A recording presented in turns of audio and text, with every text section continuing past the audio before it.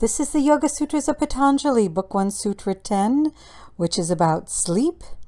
And this is part of a comparative study course by Dr. Lisa Love, drawing from 3 books, The Light and the Yoga Sutras by Pantanjali, by BKS Iyengar, the one by Swami Satchidananda, and another one by Alice Bailey. Hers is titled The Light of the Soul.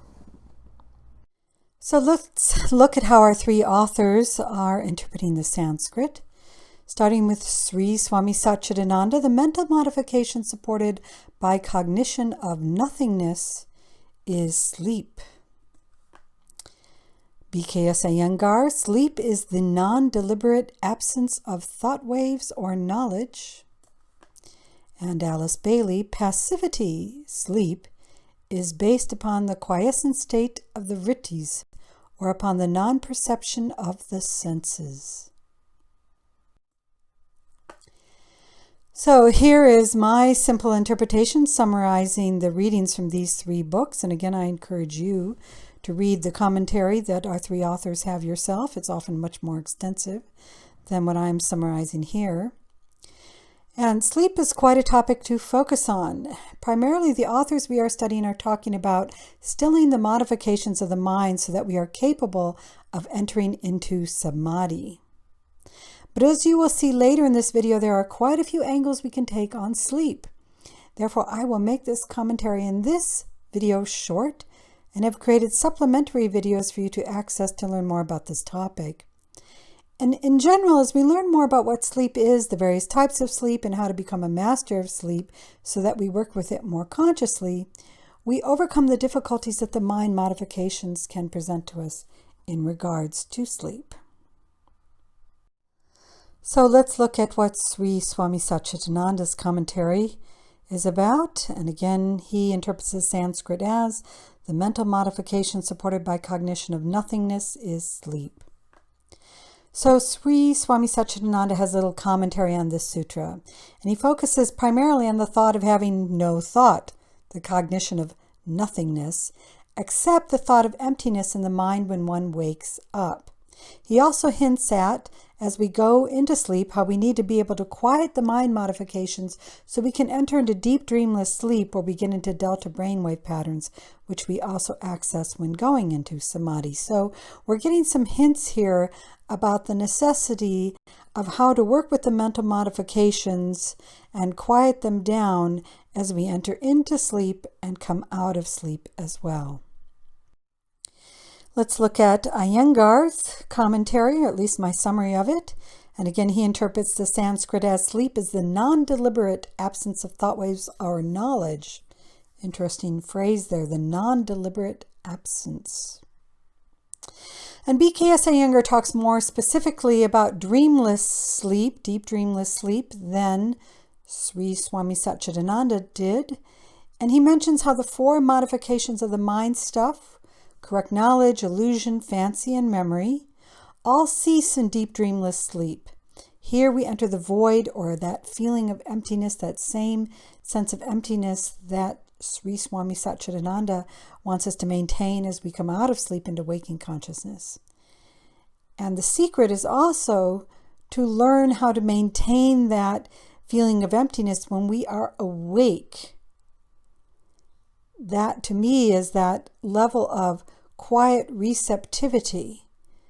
As we are awake, then the chitta or mind is submerged in the soul. That's a quote from Iyengar, submerged in the soul, which is also known as samadhi, he says. So samadhi is a process of releasing the lower contents of the mind to submerge them into soul, to immerse them, another way, into soul. And again, we're trying to learn through this commentary what our different authors view as being soul. At what level is that?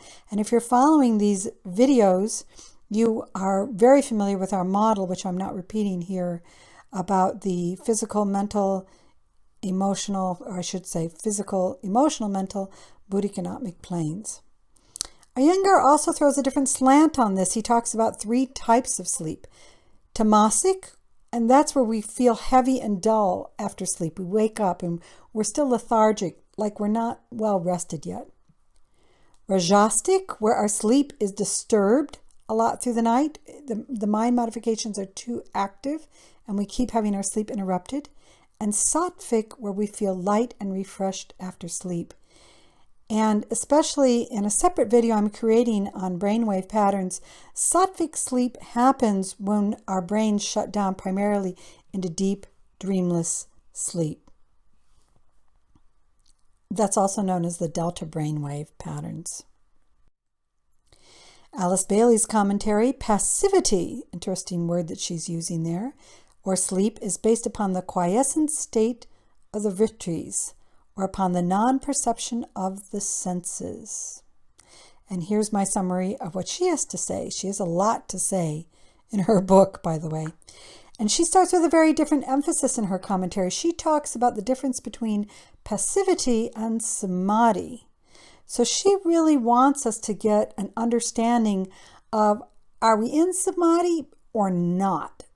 And so we begin to get our first discernment of what samadhi is in our 3 books in her commentary in this sutra.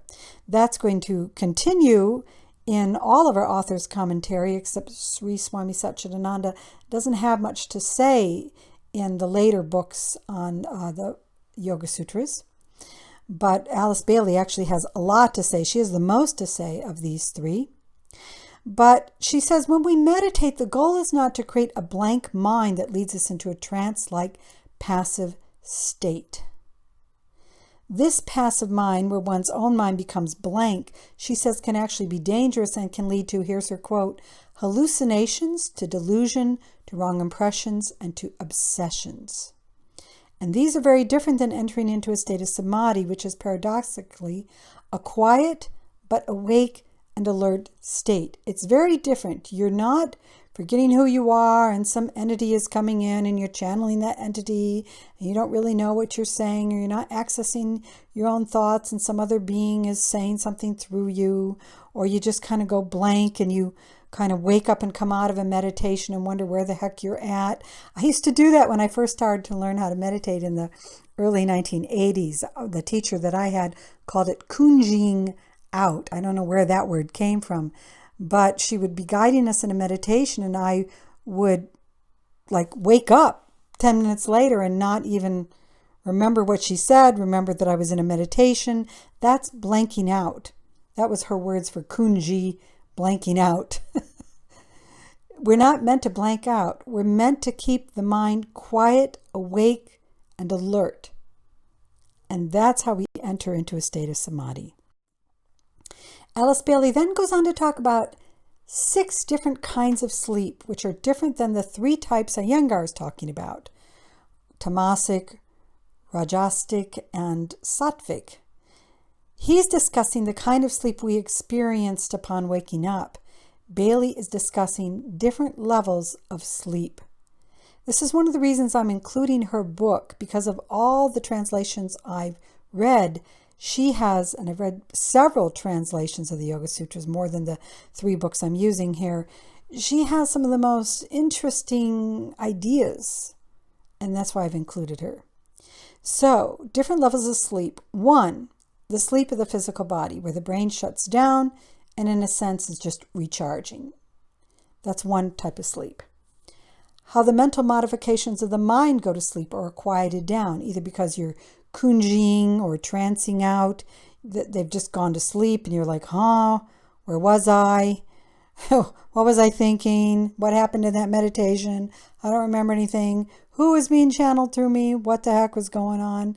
But there's another way that the mental modifications of the mind are going to sleep, and that's how you quiet them down in proper meditation to become alert and yet quiet, receptive, and prepared to enter into samadhi.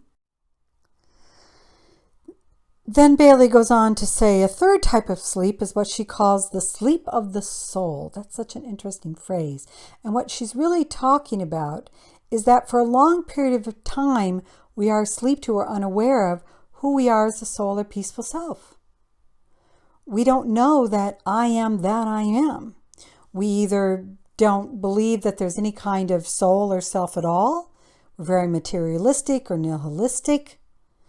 Or we are starting to wake up to the idea of the soul, but it's out there somewhere. It's some higher self out there that we have. And we're still not aware that we are that. I am that I am. I am that higher self. I am that peaceful self. We're asleep to it at some level.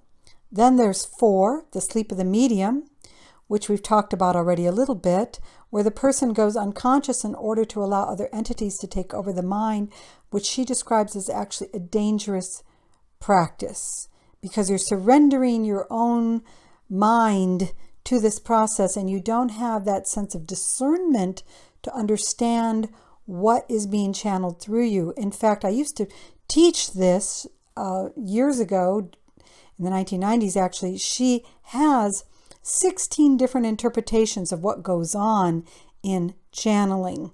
And it's fascinating to get an understanding of what may really be coming through a medium. 16 different possible things. We won't go into that here. But that's one of the reasons why the sleep of the medium is dangerous. There's not that discernment as to what is coming through you. Then 5, she talks about the sleep that Swami Satchidananda and Iyengar were talking about, which is quieting the mind modifications in order to be able to enter into samadhi. And then 6, the sleep of what she calls the nirmanakayas, and this is a Buddhist term, which has to do with being able to move into the atmic plane, and that's something we are not discussing in these videos. If you want to read her commentary, she says a little bit more about this, but this is getting a lot further along than I'm intending to go in my explanation of the Yoga Sutras of Pantanjali, where we're trying primarily to get into the Buddhic plane, or the higher levels of the mental plane, even let alone the Buddhic plane, and we're not really touching on the atmic plane, though we're aware that it's there. So here are the different areas for study for conscious sleep, and I'm actually creating separate videos for each one of these. So the first video you can find is Yoga and Brainwaves, and this talks about the different brainwave patterns, alpha, beta, theta, delta. There's actually gamma, which I haven't included in that video. And it explains how, in this video, we go through the different levels of brainwave patterns that can be measured scientifically through different levels of yoga practice, through different levels of sleep, through reaching samadhi and being able to actually verify that we are reaching samadhi. The second video I've created is one on Yoga Nidra, which is a really essential and wonderful practice. About Nidra means sleep. So it's technically a practice for deep relaxation to help you go to sleep in a conscious way. And that's key because in that video on Yoga Nidra, I researched a lot of videos that were already on YouTube. And so many of them are just a deep relaxation practice. And that's not pushing it far enough. Yoga Nidra is not just about relaxing the different parts of the muscles and entering that light state, which is either beta or theta, depending how deep you're going in terms of brainwave patterns. It's actually much more. It's how to enter very consciously into the sleep process. And as is also being said, how to come out consciously. There's another video I've created on lucid dreaming. Lucid means aware, awake, dreaming, and it's learning to work with the dream state in a conscious way and manipulate those dreams or be aware of those dreams. And then finally, a video I've created called Continuity of Consciousness, which is somewhat related to the Yoga Nidra practice, but expanding it more because it's a ability to attempt every moment of the day and the night, 24 hours, continuity without break, to remember who you are as the self at all times, as you enter and exit sleep, and also in general throughout your day. Now, I have not mastered that process 100%. It is a ways to go for myself and most people, but that is the goal. And by remembering who we are as that self, that peaceful self, it's really learning how to stay anchored upon the Buddhic plane. And here is a 5th video that I've created on sleep, simply known as conscious sleep. And it is beginning to help you enter into the conscious sleep practice. And you will either find that on YouTube, or if you are taking the training with me, it may be emailed to you. And again, when I'm putting these videos up, they're for free on YouTube, but at some point they won't be. They'll be part of a training that you have to take through me, not just find it on your own on YouTube. And if you are doing that, here are instructions of how to go through that process, followed by a slide talking about my background, and finally how to contact me.